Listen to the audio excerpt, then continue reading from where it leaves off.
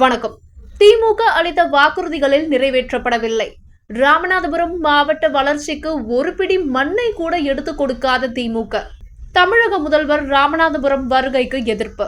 பாஜக கருப்பு கொடி காட்டப் போவதாக பாஜக மாநில பொதுச் செயலாளர் பொன் பாலகணபதி பேட்டி. திமுக தேர்தல் வாக்குறுதிகளில் ராமநாதபுரம் மாவட்டத்திற்கு அளித்த வாக்குறுதிகள் எதுவும் இதுவரை நிறைவேற்றப்படாத நிலையில் ராமநாதபுரம் வரும் தமிழக முதல்வருக்கு பாஜக சார்பில் கருப்பு கொடி காட்டப்படும் என பாஜக மாநில பொதுச் செயலாளர் பொன் பாலகணபதி ராமநாதபுரத்தில் நடைபெற்ற செய்தியாளர் சந்திப்பில் தெரிவித்தார். தமிழகம் முழுவதும் உள்ள மாவட்டம் தோறும் தமிழக முதல்வர் மு.க.ஸ்டாலின் கள ஆய்வு மேற்கொண்டு வருகிறார்.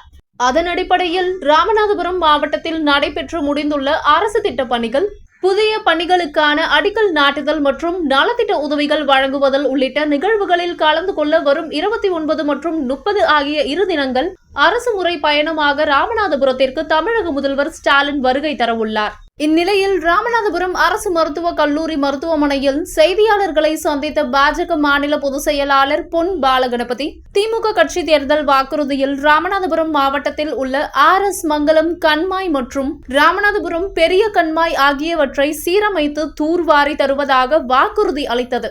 ஆனால் இதுவரை கண்மாய் தூர்வாரப்படாமல் உள்ளது.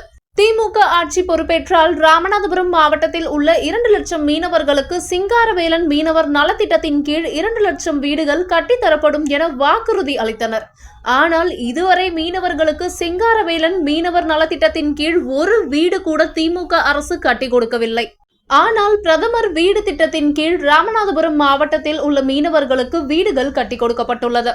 ராமநாதபுரம் மாவட்டத்தில் மத்திய அரசின் நிதியின் கீழ் மாவட்ட நிர்வாகம் செயல்பட்டு வருவதுடன் 2010ஆம் ஆண்டு அதிமுக ஆட்சியில் ராமநாதபுரம் மாவட்டத்தில் ஏற்றுமதி சிறப்பு திட்டத்தின் கீழ் மிளகாய், மீன் உள்ளிட்டவற்றை ஏற்றுமதி செய்வதற்காக மாவட்ட ஆட்சியர் தலைமையில் சிறப்பு குழு அமைக்கப்பட்டது. ஆனால் தற்போது வரை அது பயன்பாட்டிற்கு வரவில்லை. இதனால் ராமநாதபுரம் மாவட்டத்தில் விளைவிக்கப்படும் புவிசார் குறியீடு பெற்ற குண்டு மிளகாய் மற்றும் மீன்கள் நேரடியாக ஏற்றுமதி செய்ய முடியவில்லை. மேலும் ராமநாதபுரத்தில் புதிதாக கட்டப்பட்டுள்ள பேருந்து நிலையத்தில் உள்ள கடைகளில் ஒதுக்கீடு செய்வதில் சட்டமன்ற உறுப்பினர் சிண்டிகேட் அமைத்துக் கொண்டு ஒரு தலைபட்சமாக திமுகவினருக்கு கடை ஒதுக்கியுள்ளார். பரமக்குடி சட்டமன்ற உறுப்பினர் மகன் மீது மணல் கடத்தல் வழக்கு பதிவு செய்யப்பட்டுள்ளது தமிழகத்தில் முதல் முறையாக என தெரிவித்தார். தொடர்ந்து பேசிய அவர், எய்ம்ஸ் மருத்துவக் கல்லூரி கட்டுமான பணி நடைபெறவில்லை என துணை முதல்வர் உதயநிதி ஸ்டாலின் செங்கலை எடுத்துக்கொண்டு மத்திய அரசுக்கு எதிரான பிரச்சாரத்தில் ஈடுபட்டார். ஆனால் ராமநாதபுரம் மாவட்டத்திற்கு திமுக சார்பில் வளர்ச்சி பணிக்காக ஒரு பிடி மண் கூட எடுத்துக் கொடுக்கப்படவில்லை என குற்றம் சாட்டினார். எனவே ராமநாதபுரம் மாவட்டத்திற்கு திமுக அளித்த வாக்குறுதிகள் இதுவரை நிறைவேற்றப்படாததால் ராமநாதபுரம் மாவட்டத்திற்கு வரும் தமிழக முதல்வர் ஸ்டாலினை கண்டித்து பாஜக சார்பில் கருப்பு கொடி காட்டப்படும் என தெரிவித்தார். அண்ணாமலை புதிய கட்சி தொடர்ந்திருக்கிறாரா என செய்தியாளர்கள் எழுப்பிய கேள்விக்கு பதிலளித்தவர், பாஜக நிர்வாகிகள், கட்சியினர் யாரும் இதுவரை அப்படிப்பட்ட தகவல்களை பெறவில்லை. ஊடகங்கள் மட்டுமே அண்ணாமலை புதிய கட்சியை தொடங்க போவதாக செய்திகள் வருவதாக தெரிவித்தார். பேட்டி பொன் பாலகணபதி, பாஜக மாநில பொதுச் செயலாளர். எந்தவிதமான நடவடிக்கையுமே எடுக்கப்படவில்லை. இன்னும் குறிப்பாக சொல்லப்போனால், நான் ஒன்றிய வாரியாக நகரம் வாரியாக இருக்கக்கூடிய பல்வேறு பிரச்சனைகளை பட்டியலிட முடியும். பரமக்குடி எடுத்துக்கிட்டோம்னு கேட்டாச்சுன்னா, அங்கே இருக்கக்கூடிய கழிவுநீரை ஃபுல்லாக முழுமையாக அகற்றுவதற்கு ஒரு வாகனம் வாங்கி வச்சுருக்கிறாங்க 40 லட்சத்தில். 1 வருட காலமாக அது இன்னும் இயங்காமையே அது அப்படியே துருப்பிடிச்சு போய் நின்றுட்டு இருக்கக்கூடிய ஒரு மோசமான சூழ்நிலையை பார்க்குறோம். ரெண்டாவது இன்னொரு விஷயம் என்னென்னு கேட்டாச்சுன்னா, அண்ணா திராவிட முன்னேற்ற கழகத்தினுடைய ஆட்சியில், அதாவது தேசிய ஜனநாயக கூட்டணியினுடைய ஆட்சியில், அன்னைக்கு அண்ணா திராவிட முன்னேற்ற கழகம் ஆட்சியில் இருந்த பரமக்குடி நகரில் கசடு நீர்களை ஃபுல்லாக 3 முறை சுத்திகரித்து அதை நல்ல தண்ணியாக மாற்றணும்னு சொல்லிட்டு ஒரு பெரிய ஸ்கீமை கொண்டு வந்து அதுக்கு தேவையான நிதி ஒதுக்கி அதை எல்லாம் ரெடி பண்ணி வைத்திருந்தும் கூட கடந்த 4-5 வருட காலமாக அந்த திட்டத்தை முழுமையாக செயல்படுத்தாமல் இன்ன வரைக்கும் போட்டு வச்சுருக்கிறாங்க. இப்போது மத்திய அரசு கொடுத்த 33 கோடி 31 கோடி இருக்குன்னு நினைக்கிறேன், 30.4 கோடி. அது என்னென்னு கேட்டாச்சுன்னா, பரமக்குடியில் இருக்கக்கூடிய பைபாஸில் இருந்து நகரில் இருக்கக்கூடிய முக்கியமான கழிவுநீர் வாய்க்கால் ஃபுல்லாக வைகை நதியில் விடாத அளவுக்கு அதையெல்லாம் ரெடி பண்ணி பக்கத்தில் இருக்கக்கூடிய புல்பண்ணையில் கொண்டு போய் நேரடியாக சுத்திகரிப்பு பண்ணி ஒரு பெரிய திட்டத்தை போட்டிருந்தாங்க. அதை இது வரைக்கும் கரெக்டாக சரியாக செயல்படாமல் இன்னை வரைக்கும் ஆமை வேகத்தில் தான் நடந்து கொண்டு இருக்கிறது. அது மட்டும் இல்லை, நமக்கு ராமநாதபுரம் நகராட்சியில் இருக்கக்கூடிய கடைகள் முறைகேடாக விடப்பட்டதுங்கிறதுலாம் எல்லாத்துக்கும் நல்லா தெரியும். இன்றைக்கு வரைக்கும் வழக்கு நடந்து கொண்டிருக்கிறது. திராவிட முன்னேற்ற கழகத்தில் இருக்கிறவங்களுக்கு மட்டும்தான் கடை கொடுக்கணும், அப்படிங்கிற மாதிரியான விஷயத்தை சொல்லி உள்ளக்க சிண்டிகேட் அமைத்து பொதுமக்களுக்கு பயன்படாத அளவில் அது இன்றைக்கி ஏற்பாடு செய்து கொண்டிருக்கிறாங்க. முதுகுளத்தூரில் இருக்கக்கூடிய தண்ணி பிரச்சனை முழுமையாக இன்றைக்கு வரைக்கும் தீர்க்கப்பட முடியல. அது மட்டும் இல்லாமல் ராமநாதபுரத்து திருவாடனை பகுதியில் இருக்கக்கூடிய குடிநீர் பிரச்சனை இது வரைக்கும் தீர்க்கப்பட முடியலை. இதுக்கெல்லாம் என்னென்னு கேட்டாச்சுன்னா, அவர் தேர்தல் வாக்குறுதியிலே சொன்னார், காவிரி குண்டாறு இணைப்பு திட்டத்தை நாங்கள் முழுமையாக செயல்படுத்துவோம் அப்படிங்கிற மாதிரி சொன்னாங்க.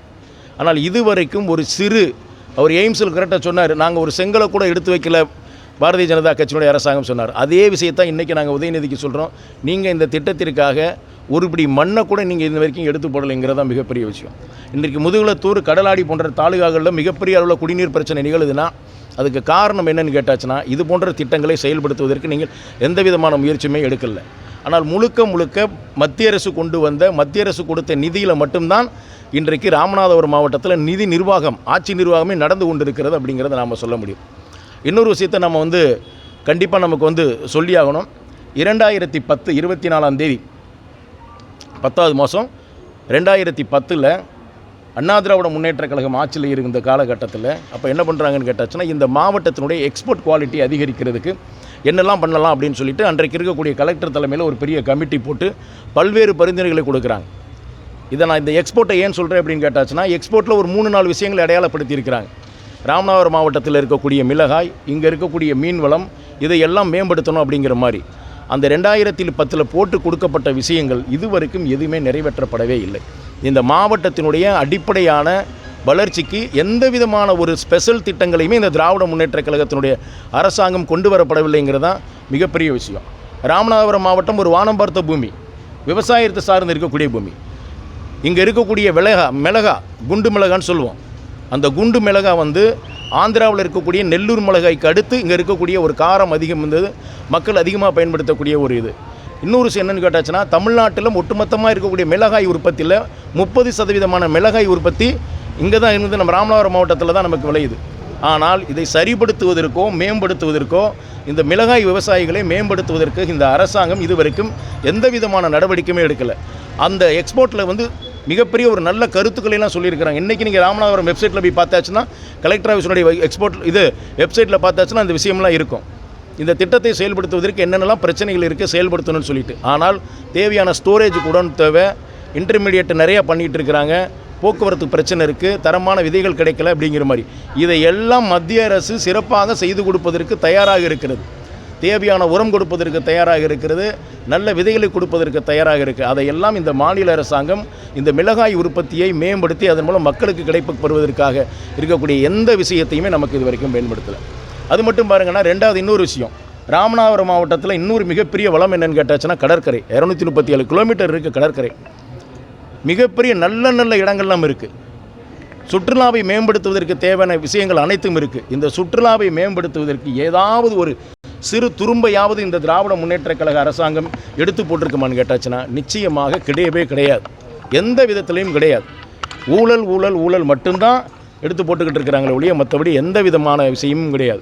ஏன்னு கேட்டாச்சுன்னா, இங்கே இருக்கக்கூடிய சட்டமன்ற உறுப்பினர் ஏற்கனவே பொதுமக்கள் இருக்கக்கூடிய கூட்டுறவு சொசைட்டியில் இருக்கக்கூடிய பணத்தை கொள்ளையடிச்சவரை தூக்கி நீங்கள் மாவட்ட செயலராக வச்சுக்கிட்டு அவருக்கு சட்டமன்ற உறுப்பினராக நீங்கள் சீட்டு கொடுத்து நீங்கள் தேர்ந்தெடுத்து வச்சுருக்கிறீங்க. இப்படிப்பட்ட ஆள்கள் இருந்தால் இந்த மாவட்டத்தினுடைய நிலைமை என்னங்கிறத பார்த்துக்கணும். இதை விட மிகப்பெரிய குடும்பம் என்னென்னு கேட்டாச்சுன்னா, இதையெல்லாம் தாண்டிட்டார் எங்கள் பரமக்குடி சட்டமன்ற தொகுதியினுடைய உறுப்பினர். அவர் பையனே போய் என்ன பண்ணுறாரு கேட்டாச்சுன்னா, ஆற்றுல மணல் அள்ளி தமிழக வரலாற்றில் 234 சட்டமன்ற தொகுதி இருக்குது. இதில் ஒரு எம்எல்ஏ குடும்பத்து மேலே எம்எல்ஏ பையன் மேலே மணல் கடத்தினதான் ஒரு வழக்கு பதிவு செஞ்சுருக்கிறது. எங்கேன்னு கேட்டாச்சுன்னா எங்களுடைய பரமக்குடி தொகுதியில் இருக்கக்கூடிய அந்த அளவுக்கு தான் இருக்குது இந்த ராமநாதபுரம் மாவட்டத்தினுடைய சீர்கேடு. இந்த மாவட்டத்தினுடைய சுகாதாரத்தை மேம்படுத்துவதற்கு எந்த விதமான முயற்சியுமே எடுக்கலை. இன்றைக்கி பார்த்தாச்சுன்னு கேட்டாச்சுன்னா, மத்திய அரசு கொண்டு வந்த திட்டம் இன்றைக்கி ஒரு மிகப்பெரிய ஒரு மெடிக்கல் காலேஜ் இந்த இடத்துல நாம் நின்று பேசிக்கிட்டு இருக்கிறோம். பரமக்குடியில் தலைமை மருத்துவமனைக்கு முழுக்க மத்திய அரசினுடைய கொடுக்கக்கூடிய பணத்தினால் மட்டும்தான் நடந்து கொண்டு இருக்குது. இந்த மாவட்டத்திற்கு ஏதாவது ஒரு நல்லது நடந்து கொண்டு இருக்குன்னா, இந்த மக்களுக்கு அடிப்படை தேவையான வீடு கிடைக்குதுன்னு சொல்லியாச்சுன்னா அது நரேந்திர மோடி ஐயாவுடைய விஷயம். அது மட்டும் இல்லை, தேவையான அடிப்படை கட்டமைப்பு சாலை வசதி ஆனால் ஒரு நிமிஷம் நான் முடிச்சுனேன் கொடுக்கறதுனா இது மாதிரி முடிஞ்சு. ஸோ இது எந்த விதமான திட்டங்களையும் நிறைவேற்றாமல் ராமநாதபுரம் மாவட்ட மக்களை வஞ்சித்திட்டு மரியாதைக்குரிய முதலமைச்சர் இங்கே வர்றதை பாரதிய ஜனதா கட்சி மிக கடுமையாக எதிர்க்கிறது, கண்டனத்தை தெரிவிக்கிறது. எந்த விதமான திட்டங்களை நீங்கள் செயல்படுத்தாமல் செய்து கொண்டிருப்பது இருக்கிறது. ஆகவே இங்கே வரக்கூடிய முதலமைச்சர் அவருக்கு பாரதிய ஜனதா கட்சியின் சார்பாக கருப்பு கொடி காண்பித்து கருப்பு கொடி ஆர்ப்பாட்டம் நடத்துவதை நாங்கள் தீர்மானம் செய்திருக்கிறோம். நிச்சயமாக உறுதியாக பண்ணுவோம். சார், இப்போ 2500 கோடியில்